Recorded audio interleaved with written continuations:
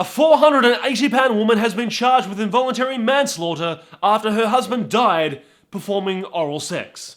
Let's talk about it.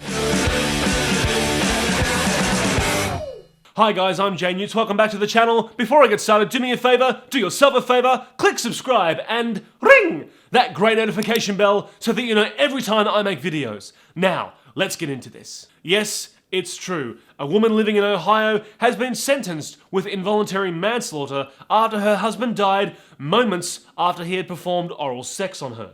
The woman called 911 and was arrested when the police arrived after they had found that her husband had had a cardiac arrest while being suffocated to death. The woman told the 911 operator that she was sitting on her husband's face while he was performing cunnilingus when she realised after a while that his skin was changing colour. And that begs me to ask the question, how the hell did you not notice he had stopped before his skin had changed fucking colour? Because if you are sitting on somebody's face and they are performing a sex act on you, well, you can feel it. You don't need to be looking at the colour of their fucking skin to realise, oh my god, they've stopped. I know, strange, right? But not as strange as the conversation she had with the 911 operator. She said, "We were having sex and he was eating my pussy.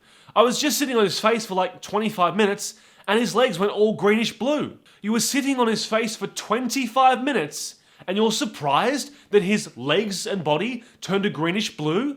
No wonder the fucking bastard suffocated 25 minutes without breath. What were you thinking, woman? Now, I don't mean to fat shame anybody, but if you weigh 480 fucking pounds and you're sitting on somebody's face for 25 minutes, of course the poor bastard's going to fucking die. Because you can't physically breathe. My mind, of course, goes to the poor defense lawyer who had to keep a straight face during the entire trial, especially with some of the quotes he had to give the judge and jury. The lawyer told the court that the deceased man enjoyed putting his head inside his client's vagina and that his client had warned him many times that this was dangerous. I personally don't know how you could deliver that or listen to that with a straight face. But Judge Henry Miller was not amused by any of this, and he sentenced the lady to 10 years and 6 months for extremely dangerous behaviour and completely reckless conduct for a woman of her size. In other words, she should have fucking known better. Fucktard. The prosecutor showed the court evidence that it took 12 minutes to remove the man's head from the lady's vagina. Unfortunately, the time of death happened 17 minutes before the call to 911 was made, and it took a further 59 minutes from then until the man's head was removed from her genitals. That's next level fucked up. Now, accidents do happen. It's not uncommon for sex acts to go wrong. Look at people like Michael Hutchins, for example. He must have really been into auto-asphyxiation. After all, he went blue in the face.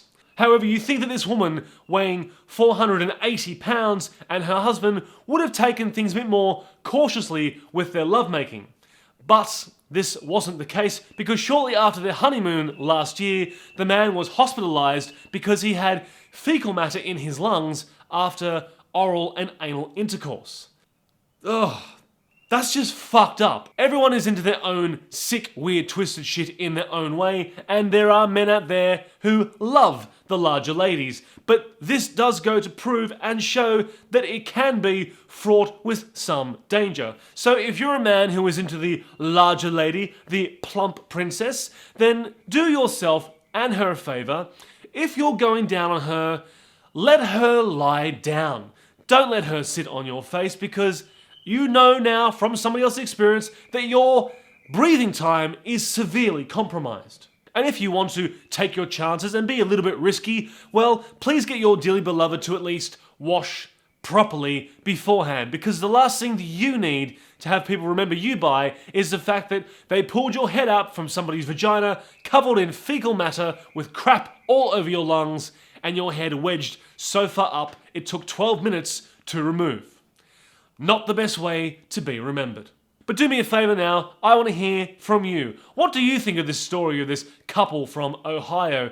Do you think that the man kind of got what he deserved, being so risky, having his head shoved so far up her, Or do you think this was just an accident waiting to happen? Either way, whatever your thoughts are, good, bad, disgusting or otherwise, I want to hear from them. Now, I've told you this before, 2022 is, of course, fast approaching, so is the comedy festival season, so check out our website below, come and see us at our Censored tour next year. I would love to see you there. In the meantime, subscribe to the channel, ring that bell, and remember, don't be a fucktard. Interesting, isn't it? You hear about men like this guy suffocating on a woman's vagina, but you don't hear about women choking to death on a cock. First time for everything, though.